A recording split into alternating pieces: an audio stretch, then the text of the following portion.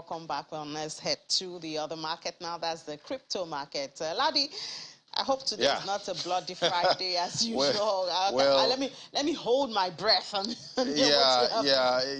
We're used to bloody I don't want Fridays, to get but used to it. it's I kind don't of want to get mixed. used to It's it. kind of mixed, but Okay, the that's sentiment manageable. is manageable. Mixed. We'll take mixed today. Well, but the sentiment in the market is still fear, better than extreme fear. It was extreme fear yesterday, but today we're having 22 points of 100, showing the fear greed index for the crypto market.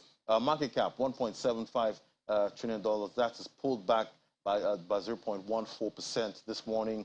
It's volume traded in the total crypto space. That's Bitcoin plus all of the other altcoins, $82.95 billion this morning. Bitcoin dominance, 42.44%. And we see the price of Bitcoin did go as high as 42,000 on Wednesday with other global markets, but we're having a pullback. It's lost that 40,000 mark. It fell as low as 38,000, but recovered 39,000 this morning. It's volume traded $27.93 billion in Bitcoin. And we see Ethereum there, $2,600. It's holding up, trying to stay above that 2,500 point. It's just up marginally by 0.57%. Volume traded in Ethereum, $11.75 billion.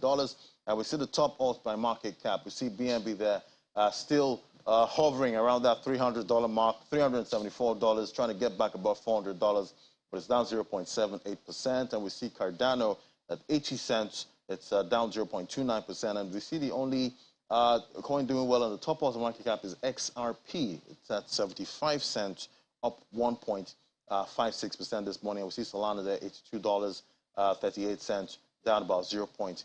I don't know if we have Michael Nachi there. Hello, Michael. Hello, Lenny. Happy Friday. Great to have you, Michael. It's not so red, quite a mixed trading we're having today. Obviously, we see the crypto market having that correlation with the global markets, especially the tech-heavy NASDAQ. How are you seeing the market today? So far, so good. Mostly, the market is looking fairly weak in results in light of the results of the inflation data that came out. We saw some of the highest inflation data we've seen in 40 years. Month-over-month CPI coming in at 7.9.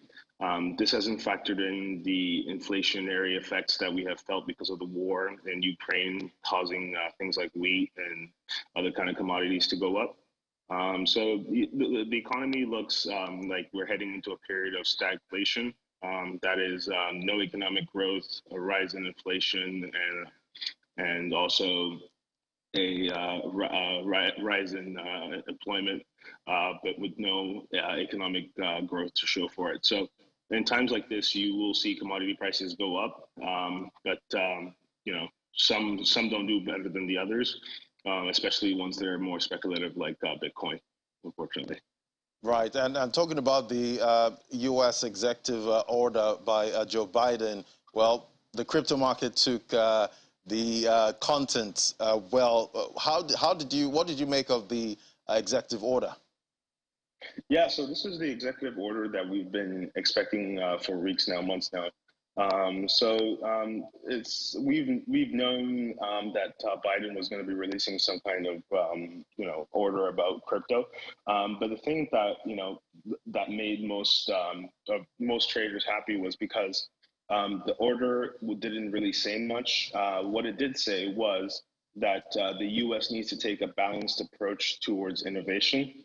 That this is a segment of innovation that needs to be handled with care, so that the U.S. doesn't make any mistakes or doesn't lose out on what could become a very massive industry that allows cross-border payments with ease. So although it didn't say much, it left room for hope because they didn't, unlike the Trump administration, which was trying to force in last-minute rule changes like the FinCEN, you saw just a more balanced approach, them taking more caution towards regulating crypto. So that way mistakes aren't made, because this is financial innovation, and you need to really take your time and dial in all the key stakeholders so that no one gets left behind and we carry everyone along.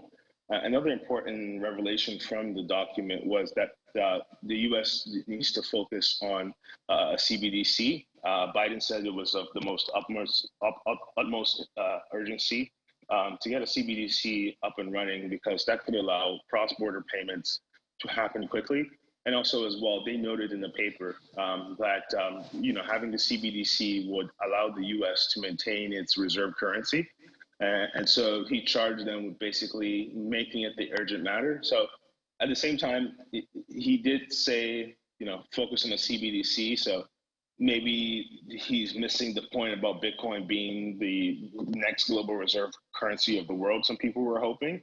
But at least he noted that this is an industry that needs financial regulation and needs sensible financial regulation because of the innovation it could bring. And also a CBDC could be necessary in order to maintain America's integrity as the #1 reserve currency in the world, in light of the world events. Right, and now the word stagflation is being thrown around globally, and there's been this argument about Bitcoin, being the right inflation hedge, but it's down 50% from its previous high. Michael, how does that play out? Yeah, so I truly do believe Bitcoin is the currency to save us whenever we have what we have collapses. However, though, in the situation that we're heading into a macro headwinds are shifting. The Fed is committing what's called policy error. It's acting too late, and so what that would likely result in is you're going to have, they're too late in the business cycle to actually take any decent macroeconomic event to change any macroeconomic events. So you're going to have a liquidation type event like we had in March 2020. You can expect all global markets to flush. There's a reason why we're seeing commodity prices go up. It's usually what's called end of cycle movement. So you can expect some kind of massive drawdown in all global markets. The yield curve just inverted. So that usually means we're 6 to 12 months out from a recession. Last time the yield curve inverted was back in late 2019, right before the COVID pandemic. So we can expect a global flush out. But Bitcoin will come back up from the ashes just like it did in March of 2020. But we're due for impending recession in all markets. Right. All right, Michael, we'll keep watching how Bitcoin performs this year. Thank you so much, Michael. Enjoy your weekend. Thank you. Happy Friday. Happy Friday. And now, Ini, let's look at the top 5. Again, is there we see STX there topping that count is up 31.27%. We see Zcash privacy token there, $153 per token. It's up 12.50%. We see Rune there at $5.49. So we're seeing a couple of double-digit gains this morning. So some also giving good gains, but we see AR there, Arweave leading the top 5 losers. It's down about 12% this morning. We see Phantom there at $1.21, down 5.2%. So it's a mixed bag this morning. Well, the crypto market doesn't sleep. We still have Saturday. We still have Sunday. Only God knows what's going to happen on Monday. Yeah, well, God, and then those people who move the strings, pull the strings. Exactly, those whales. Yes. Yes.